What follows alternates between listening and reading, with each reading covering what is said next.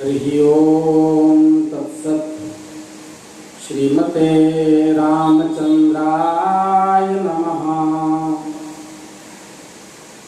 श्रीमते रामानंदाचार्याय नमः। श्रीमदूकदासाय नमः। ओम नमः परमहंसा स्वादित चरण कमल चिन्मकरंदाय भक्त जनमानस निवासाय श्री रामचंद्राय। श्री राम जय जय राम। श्री राम जय जय राम। वृंदावन बिहारी लाल की जय। अनंत कोटि ब्रह्मांड नायक सर्वैश्वर्य परापर ब्रह्म निखिल हेय प्रत्यनी भगवान श्री हरि की महती कृपा करुणा से हम आप सब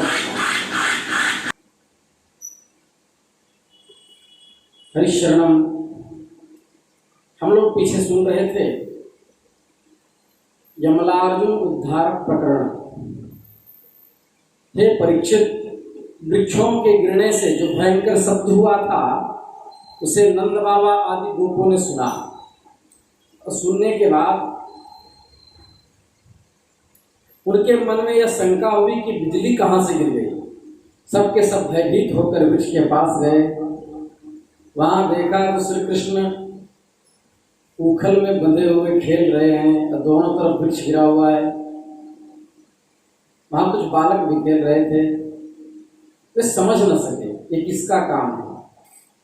फिर पूछे कान्हा को किसने बांधा। सबने बताया मैया यशोदा ने। ये वृक्ष कैसे गिर गया, सब आपस में चर्चा कर रहे थे। कुछ बालक बोल रहे थे अरे इसी कन्हैया का तो काम है। ये दोनों वृक्षों के बीच में से होकर निकल रहा था। उखल तिरछा हो जाने पर इसने जोर से खींचा और वृक्ष धड़ाम से गिर गया। बाबा बाबा, हमने इस पर दो पुरुषों को भी इससे निकलते देखा है।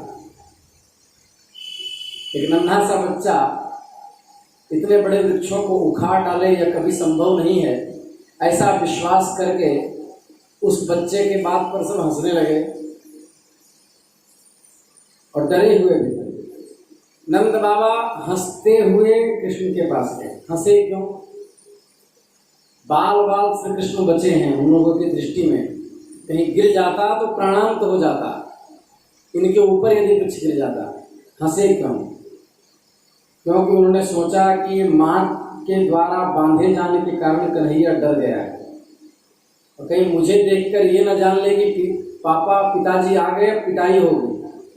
इसलिए मुस्कुरा करके उसके डर को उन्होंने दूर किया।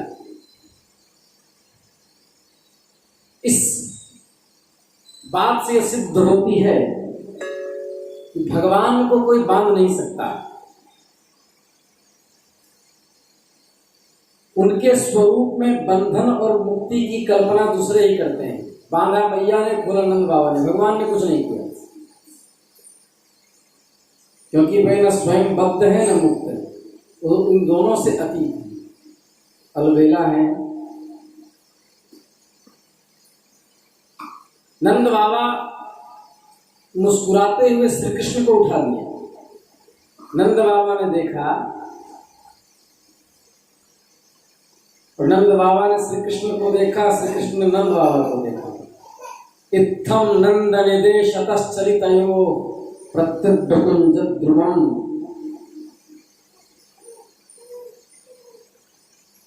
सर्वशक्तिमान भगवान कभी कभी गोपियों के फुसलाने पर बालकों के जैसा नाचने लगते, कभी अनजान बालक बन जाते, फिर उनके हाथ की कठपुतली बन गए। कभी आज्ञा से पीढ़ा ले आते तो कभी दूसरे आदि तोड़ने के बटखरा उठा लाते, कभी खड़ाव ले आते। पिताजी की खड़ाव मस्तक पर रख करके ले आए छोटे से बालक के रूप में। पिताजी आप नंगे पांव हैं, खड़ाव ले लीजिए। तो ये दिखाना चाह रहे हैं श्री कृष्ण कि मैं भक्तों के वश में, मैं भगतन को दास, भगत मेरे मुकुट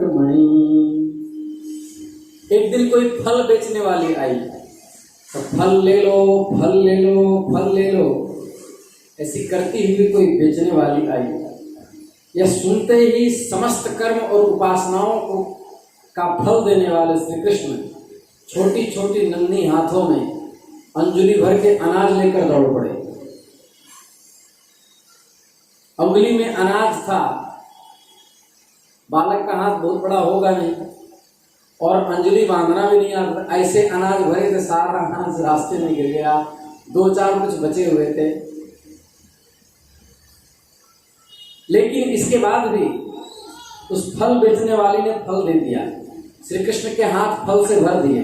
इन्होंने जैसे ही अनाज उसमें डाला, वो लेकर के संतुष्ट होकर के चली गई और घर में जाकर के देखा तो केवल टोकरी में रत्न ही रत्न भरे हुए थे। बोले श्री कृष्णचंद्र भगवान की जय। एक बार बालकों के साथ खेलते खेलते श्री कृष्ण खेल में रम गए और बलराम दाऊ भैया भी साथ में थे। रोहिणी देवी उन्हें पुकारने लगी, ओ बलराम, ओ कृष्ण, जल्दी आओ। उनके पुकारने पर भी वो नहीं आए, उनका मन खेल में लग गया। तब रोहिणी ने यशोदा जी को प्रेरित किया। श्री कृष्ण और बलराम ग्वाल बालों के साथ बहुत देर से खेल रहे थे। यशोदा जी ने कहा, ओ मेरे प्यारे कान्हा। इतना कहते ही यशोदा जी के वक्षस्थल से दूध की धार बहने लगी। वात्सल्य भावना से प्रेरित होकर बार बार हे श्याम सुंदर, हे कमल नयन पुकारने लगी। बेटा, खेलते खेलते थक गए होगे, अब आओ कलेवा कर लो। मेरे प्यारे बेटा राम, तुम तो समूचे कुल को आनंद देने वाले हो, अपने छोटे भाई को भी लेकर जल्दी से आ जाओ। देखो, आज तुमने बहुत सुबह भोजन किया था, अभी तक तो कुछ खाया नहीं है। ज्यादा देर तक खेलोगे तो कमजोर हो जाओ, कुछ खा ले बेटा। तुम्हारे पिता ब्रजराज नंद बाबा भोजन करने के लिए बैठ गए हैं, तुम्हारी बाट देख रहे हैं, आओ हमें आनंदित करो। अब तुम लोग आकर जल्दी से जल्दी कलेवा कर लो और बालकों तुम लोग अपने अपने घर जाओ, तुम्हारी मैया तुम्हारी राह देख रही होगी। देखो तो सही, तुम्हारा एक एक अंग धूल से लथपथ हो गया है, जल्दी से स्नान करो, आज तुम्हारा जन्म नक्षत्र है। पवित्र होकर ब्राह्मणों को गोदान करो। देखो देखो, तुम्हारे साथियों को उनकी माताओं ने नहला धुलाकर नींद पहुँच कर कैसे सुंदर सुंदर गहने पहना दिए। अब तुम भी नहा धोकर खा पी कर पहन ओढ़कर तब खेलना। परीक्षित, माता यशोदा का संपूर्ण मन प्राण धन श्री कृष्ण में लगा था। वे उस परब्रह्म को पुत्र समझती थी। इस प्रकार अनेक प्रकार से लीला करती। जब नंद बाबा आदि बड़े बूढ़े गोपों ने देखा कि इस महावन गोकुल में भयंकर उत्पात हो रहे हैं, तब उन्होंने गोष्ठी कि हमें अब गोकुल को छोड़ देना चाहिए, क्योंकि राक्षसों की कुत्सित दृष्टि हमारे बालकों पर है। आए दिन कुछ न कुछ होता रहता है। जब ये लाडला सबसे पहले तो बच्चों के लिए कालस्वरूपिणी हत्यारी पूतना के चंगुल में फंस गया, किसी प्रकार वहां से छूटा तो छकड़ा से गिरते गिरते बचा।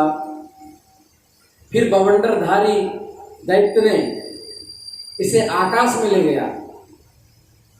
गनीमत ये थी कि वो चट्टान पर गिरा और मर गया। बालक की कुल देवियों ने रक्षा की।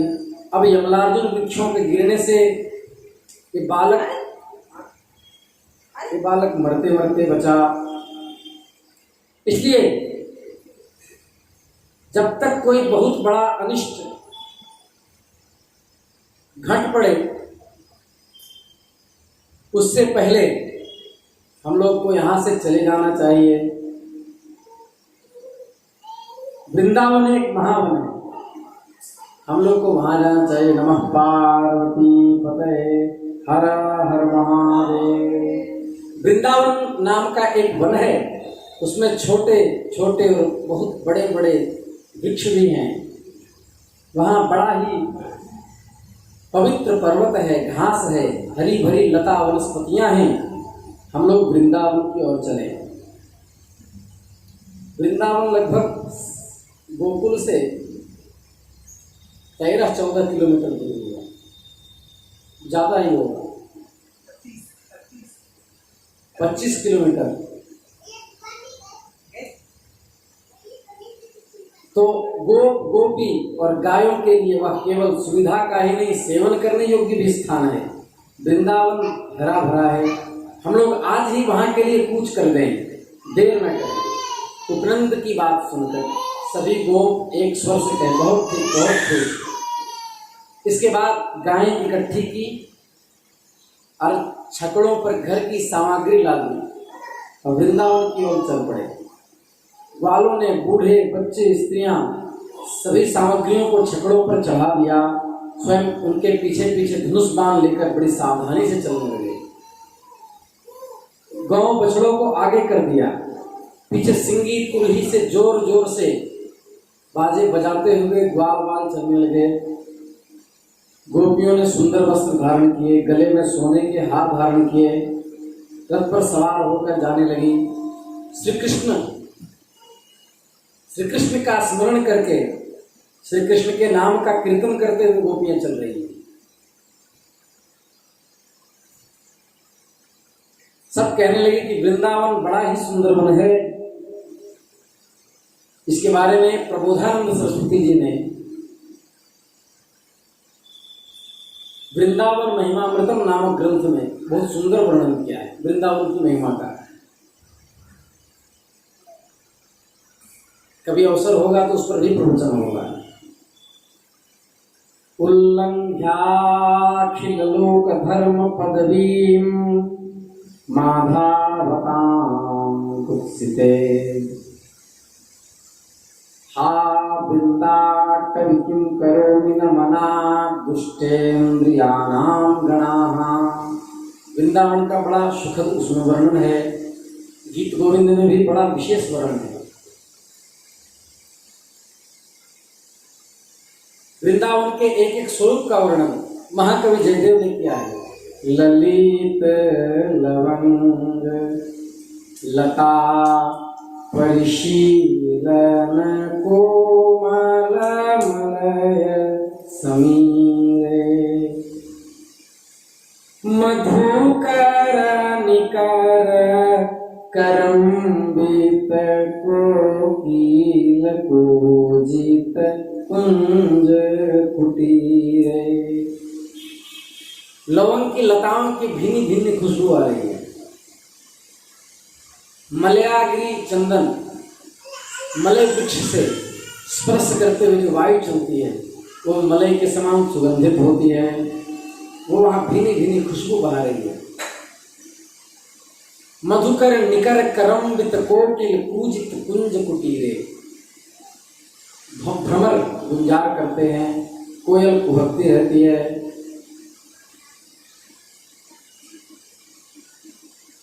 ऐसा वृंदावन। वृंदावनम गोवर्धनम यमुना पुलिनानि च वीक्षासीदुत्तमा प्रीति राम माधवयोर्नृपा।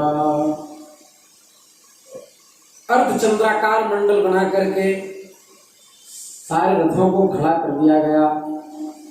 गोधन के रहने योग्य स्थान बना लिया गया। वृंदावन में ठाकुर जी का मन लग गया।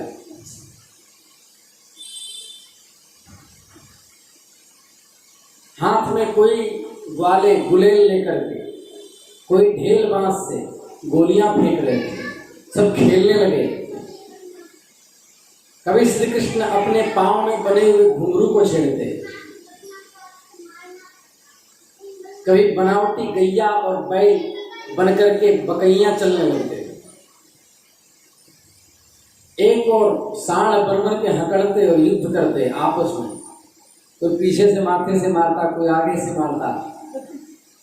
एक दिन की बात है, श्याम और बलराम अपने प्रेमी सखा ग्वाल बालों के साथ यमुना तट पर बछड़े चरा रहे थे। उसी समय मारने की नीयत से एक दैत्य आया, भगवान वत्सासुर। भगवान ने देखा कि बनावटी बछड़े का रूप धारण करके बछड़ों के झुंड में मिल गया है।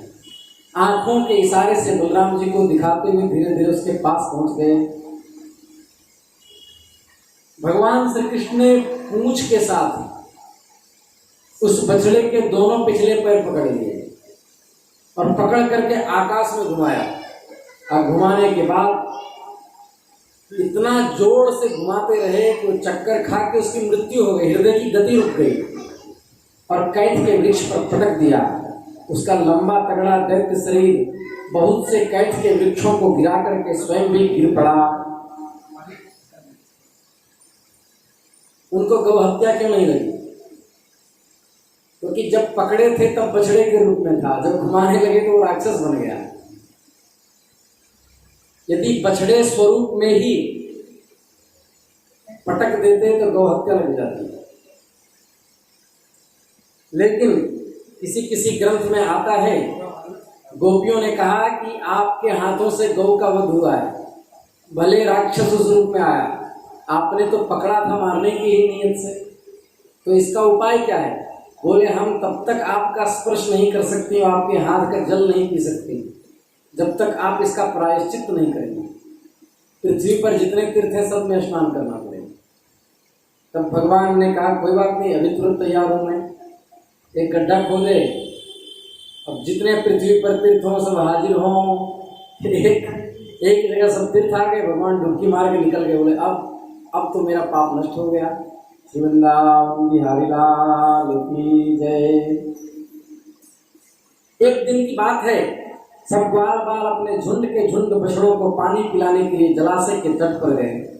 उन्होंने बछड़े को जल पिलाया, फिर स्वयं जल पिए। ग्वाल बालों ने देखा कि वहां एक बहुत बड़ा जीव आ बैठा है।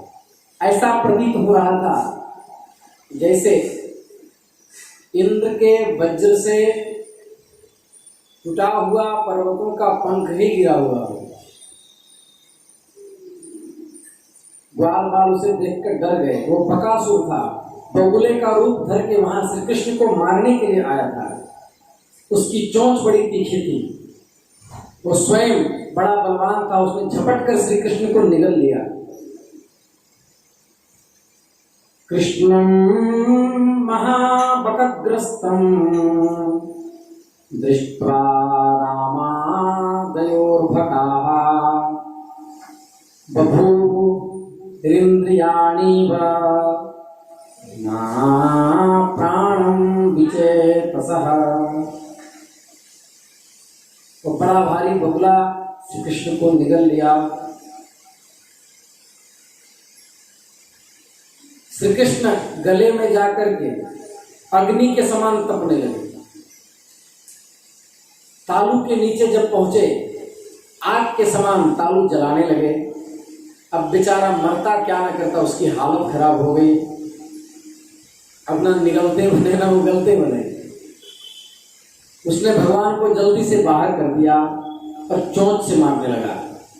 भगवान ने उसके दोनों ठोर पकड़ लिए चोंच के, और जिस प्रकार गांडर किसी खस को चीर डालता है, उसी प्रकार भगवान ने एक चोंच पे लात रखी और एक चोंच को ऐसे उखाड़ करके फेंक दिया।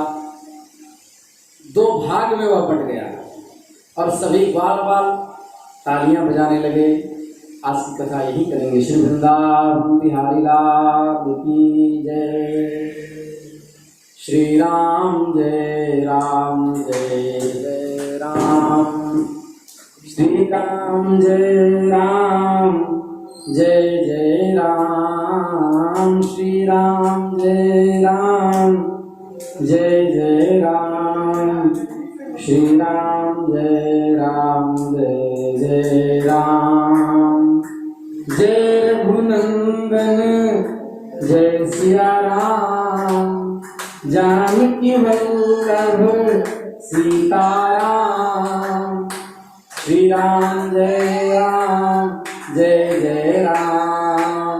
श्री राम जय जय राम। नमः पार्वती पतये। हर हर महादेव। नाचो। श्री राम जय राम जय जय राम, श्री राम जय